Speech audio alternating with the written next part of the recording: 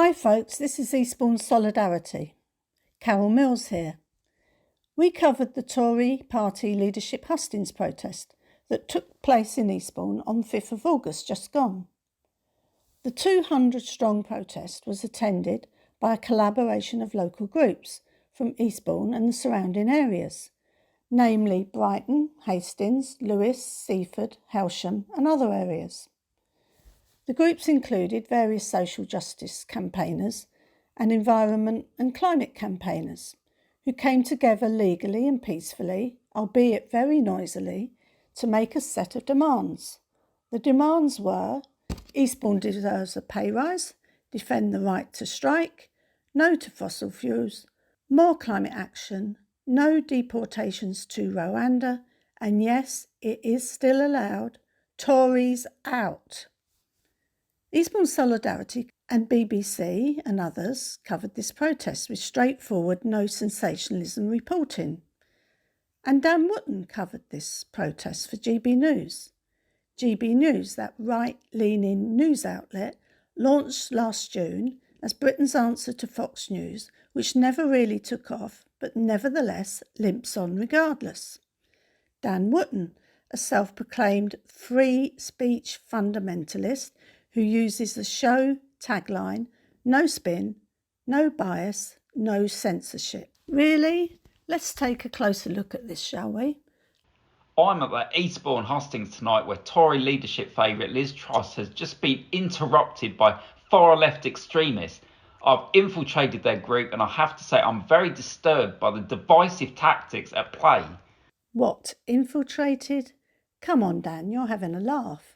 You stood there in intimidation pose, pointing your big fuzzy mic at us, frightening the children, and everyone knew who you were. Hardly infiltrated. You weren't even wearing a long Macintosh and dark glasses. Next, we'll take a look at the reporting. To start with, groups including hard left trade unions, Extinction Rebellion, Just Stop Oil and Green New Deal Rising surrounded the venue to harass and threaten the Tory members attempting to enter the hustings and express their democratic right to elect their next party leader. Alert, spin and bias detection in process. Surrounded the building. No, the protesters were on one side of the Welcome Centre with a line of police between us and the building. And the Tory party members, they were not attempting to enter the building, they were entering it, as they were never being prevented from doing so. They were merely being welcomed by the protesters who were raising issues as they passed by, whilst the chanting continued noisily throughout their arrival. Anything worse than this, and the police would have interjected. Instead, we had feedback from the police that they considered it was a peaceful protest, no violence, no damage to property. Dan then develops his theme, or false narrative, and continues to misrepresent the intentions and behaviour of the peaceful protesters. Some might say he was just making stuff up. But what I actually discovered was far more disturbing: how the extreme activist left intends to plan to use law-breaking and likely violent acts in the run-up to the next general election in their attempts to threaten ordinary folk with whom they disagree and scupper democracy. Why is this is not a democratic situation? Well, these are democratic people. 160,000 elderly white Tories are deciding who is the Prime Minister. Are you encouraging civil disobedience? Yes. Violence? No. Violence? No. OK, first take note of Simon's reference to how in a broken democratic system a tiny minority can determine who leads the government. Next, let's consider how Dan Wootton is being deliberately misleading here. By definition, civil disobedience has to be non-violent to be called civil. Civil disobedience is peaceful protest or non-violent resistance. It is the age-old global method used for expressing discontent against an unfair and unequal society. It is a standard means of rebalancing injustices.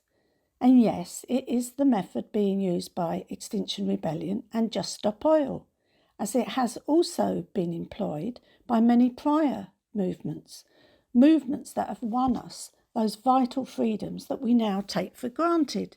For example, the suffragettes and the civil rights movement. So, how are you doing on the no bias, no spin axis, Dan? What I propose we are seeing here is reporting of abject bias and spin being deliberately employed to uphold the current elite society serving status quo, where the super rich accumulate luxury wealth, whilst ordinary people are increasingly being consigned to grim poverty.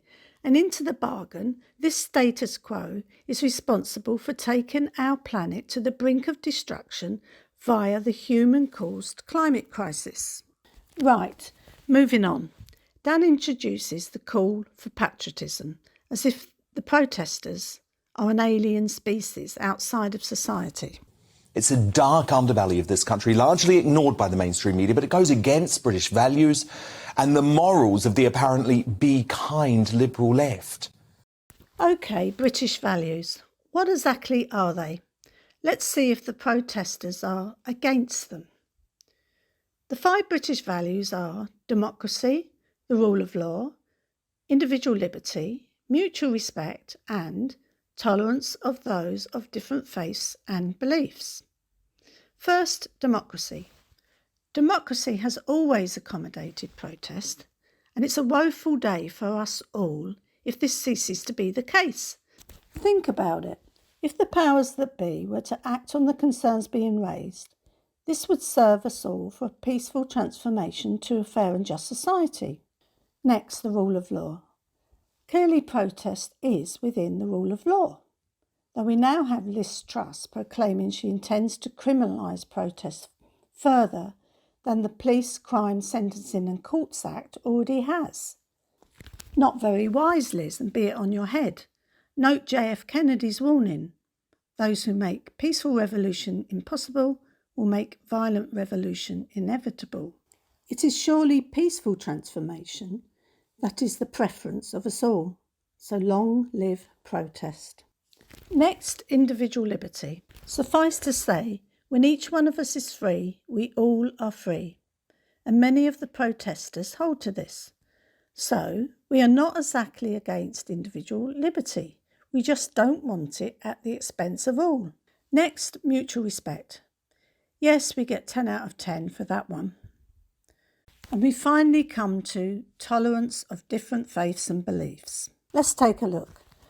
First, the local organisers of this protest set up Eastbourne Stand Up to Racism, especially to promote tolerance after being appalled at some of the abject intolerance shown towards refugees, migrants and asylum seekers and being voiced locally, and actually being encouraged by this government that sets out to create convenient scapegoats in order to uphold the current societal injustices. OK, next, Dan. Admittedly, the protesters are intolerant of Tory beliefs. Hands up, caught on camera. Well done to you. We are intolerant of the intolerance of this government, just as you show intolerance in your reporting towards the protesters. And in doing so, you are not matching up to this British value. But this aside, how did the protesters do on so-called British values?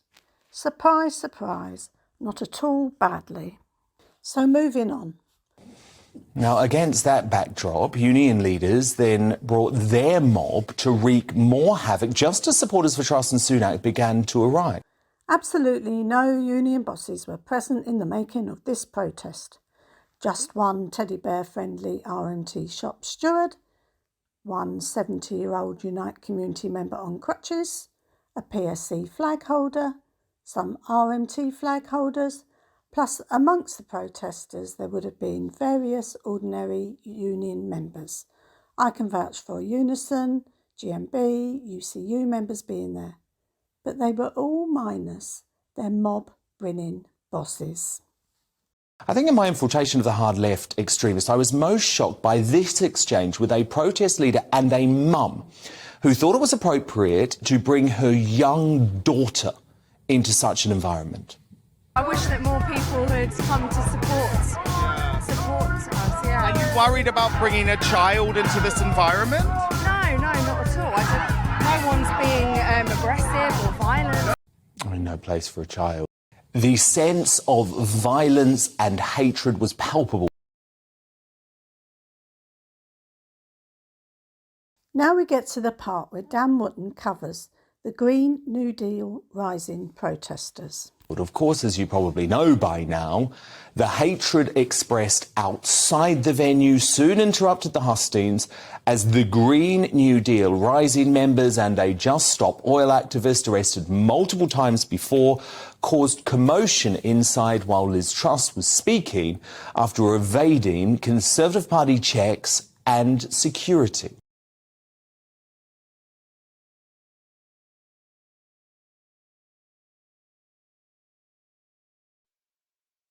On the side of people who work hard and do the right thing.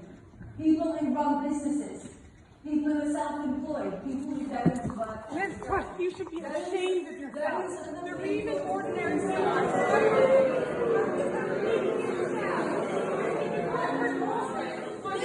You have no credible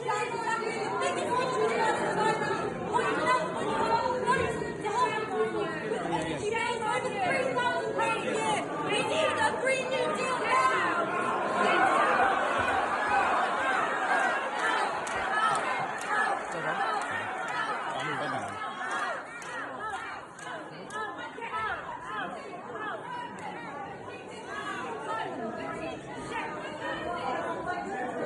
Sick and tired of being funded public service.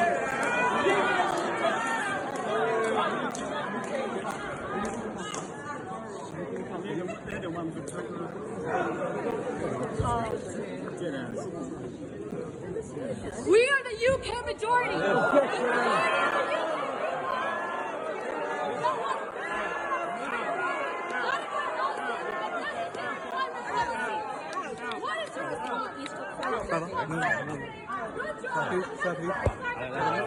Go back to America or wherever you came from.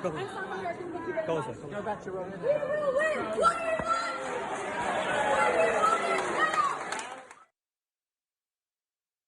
Now, I tracked the protesters down following their ejection. You just interrupted the Truss protest. Why did you interrupt Liz Truss tonight? We interrupted Liz Truss because we are young people who are fed up with 12 years of Tory leadership. Are you being funded by any organisation or are you part of any organisation? I'm here because I'm a young person who's really angry. How did you get in? Because obviously it's meant to just be Tory Party members. Do you think they need to look at their security? Was it difficult to get in? She's given you an interview, if you wouldn't mind. Are you glad that you weren't arrested? Can we have a word? Right, which organisation are you a part of? Which organisation are you a part of? Liz Truss suggested that you might be part of the Extinction Rebellion in her speech after, is that correct?